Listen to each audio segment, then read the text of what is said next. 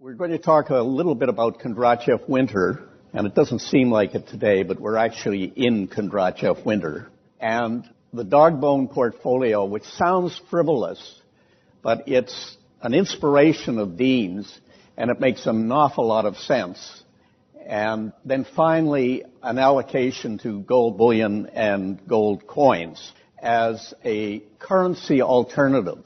I'm not going to lay out a whole lot of conspiracy theories. I just think that it's the oldest form of money, and it is fungible, and it does make sense to have a component in your portfolio along with other paper fiat currencies.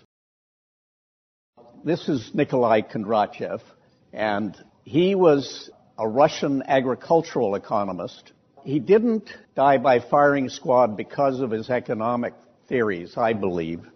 I really think that what happened was in about 1928, he became a political threat to Stalin. And that didn't do him any good. And he really died for what he believed. And he was someone in Russia who at that time really understood the capitalist system. Another story is that my good friend Dean LeBaron, who is one of the great investment thinkers, it was 2009, seconded me. He called me up and he said, I'm doing a presentation at the Contrary Opinion Forum in Vergennes, Vermont, and I want you to impersonate Nikolai Kondratieff. And I said, you've got to be kidding. But I became fascinated with the theories of Nikolai Kondratieff. He propounded that the capitalist system would not collapse as a result of the Great Depression of 1929. And Stalin took exception to that, we know, but my real theory is that he died because of his being a political threat.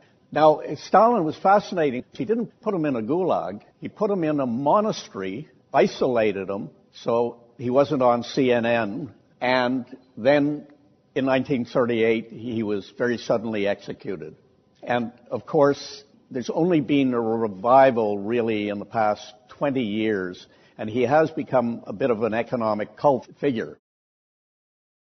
What kind of basis did crazy old Nikolai have for projecting his 50 or 60-year cycles? It's so imprecise when you look at that stuff. Let's ask him. Good morning.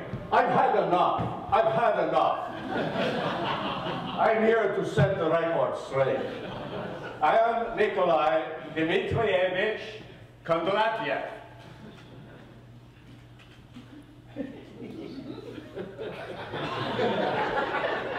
Welcome back. You must excuse my English. I learned my English in 1926 when John Maynard Keynes and his wife Lydia, you know she was a prima ballerina with the Diaghilev. They were in Moscow in 1926. Excuse my English. How did you get here? I was summoned by Goldman Sachs. Now, what is interesting is in economic underworld, this is all the great economists in history, my friends, my new friends, some are delightful. Adam Smith, a very easygoing chap. Another fascinating guy is Chauncey Gardner. And John Maynard Keynes, he's an amusing chap. Milton Friedman, eminently sensible. He's a delightful person. Now, Karl Marx, he must have had a bad childhood. He's a very unfortunate individual. But I thought that it would be interesting, given these pronouncements, to, as you say, set the record straight.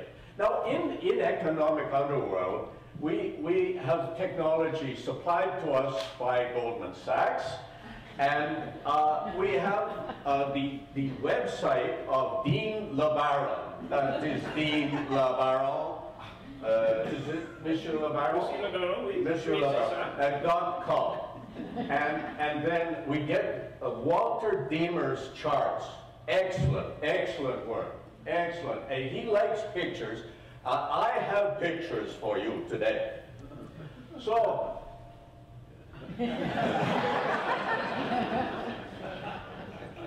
now, Catalina, may I call you Catalina? Certainly. I would like to join the Troika at the podium. Please do. Now, Kondratieff Winter, probably in this phase of the cycle, started year 2000, and hopefully it will end by 2025. We're in the midst of it, and there's an awful lot of denial right now. Nikolai Kondratieff identified the cycle of expansion and contraction in capitalist economies that takes place roughly every 50 to 60 years. Central bankers can delay, but not necessarily prevent, the depressionary tide that washes over an over-indebted old economy in order for a new economy, one that is based on new technologies, new energy sources, new production relations, and a new monetary system. The global economy is now in the depressionary trough or winter of the Kondratieff long wave cycle. This is a chart produced by Ian Gordon, who is in Vancouver in Canada, and it's used frequently to depict the cycle. And these are the 40, 50, 60-year periods of the Kondratieff cycle, and that you see other followers of Kondratieff have used the seasons to depict the segment that we are in. You can see that we are now starting about year 2000 in that winter segment. Paul Krugman, this is actually 2010. I'm not sure if you went back to him and said today, would you say this over again? But it does indicate that we are in a period of denial, and that this is analogous to the long depression that took place in 1873. Now we get to the meat, and the picture is worth noting. And if you go to where this thing took off, that's 1971, and Richard Nixon went off the gold standard. He closed the window because the French were stepping up with the dollars. They took about half of the gold out of U.S. reserves because you could turn a dollar in for gold at that time. I believe that Richard Nixon also called the Saudi royal family, King Faisal, and said, if you continue to price your oil in U.S. dollars, you will survive as a family. So we know where we are right now. That's beyond belief, and it is one of the reasons why real assets are relevant, particularly right now. And Dean actually sent me an email this morning saying that at this august gathering at Harvard that yesterday one endowment said that they had 40% of their money in real assets, but only 0.4 of institutional, let's qualify them as institutional assets, are invested in gold. And this particular endowment that he spoke of had no gold. And to me, that is a very good contrarian indicator.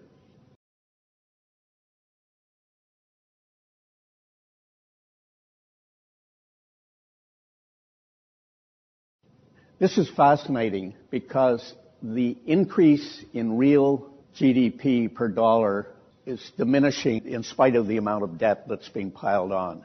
And they're really just pushing on a string. I thought I'd bring you a bit of a Canadian scene. It's not like that right now, but a couple of months from now it'll be like that.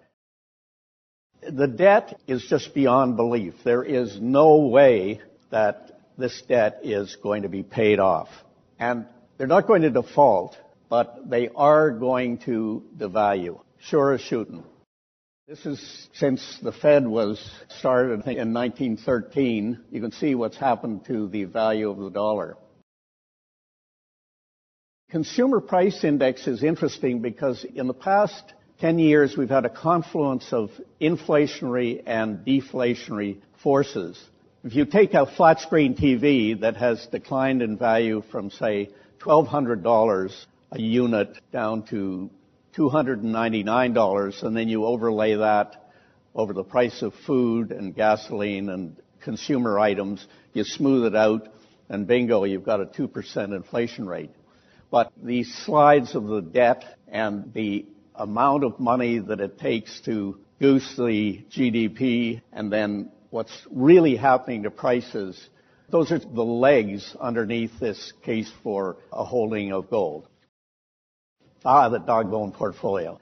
I'm talking about the dog bone portfolio as it pertains to tucking away assets safely in a dog bone hole with as few financial intermediaries between you and your dog bone asset. So the sensible dog does not put all his bones in one hole or hiding place. In the case of gold bullion and coins, which is our focus today, I must emphasize the importance of having one's holdings in a secure, segregated, allocated storage with as few financial intermediaries between you and your gold holdings as possible. Like the clever dog, you should be able to check on, audit, your golden dog bones at a moment's notice. This is easier said than done.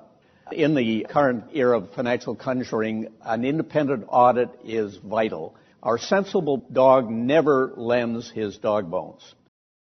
Now, this is the point that I was making earlier that Dean mentioned.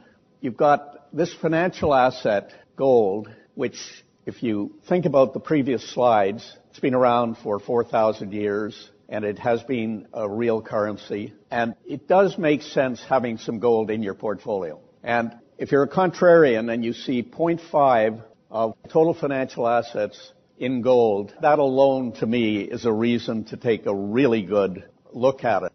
It trades not as well as the paper currencies because they've managed to create gargantuan amounts of paper currencies. So you see the U.S. euro, U.S. treasuries, U.S. yen, Japanese bonds, and U.S. sterling, and then gold.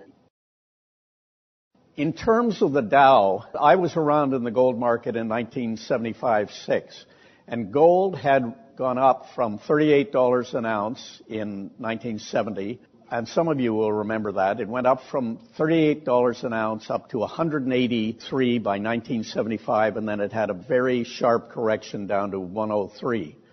And that's the second correction from the right in.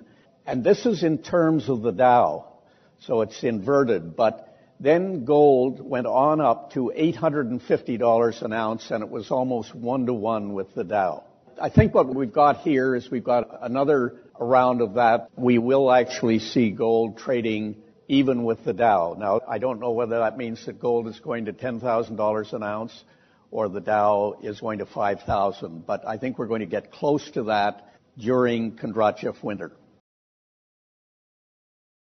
In the 20s and the 30s, gold shares were the vehicle at that time.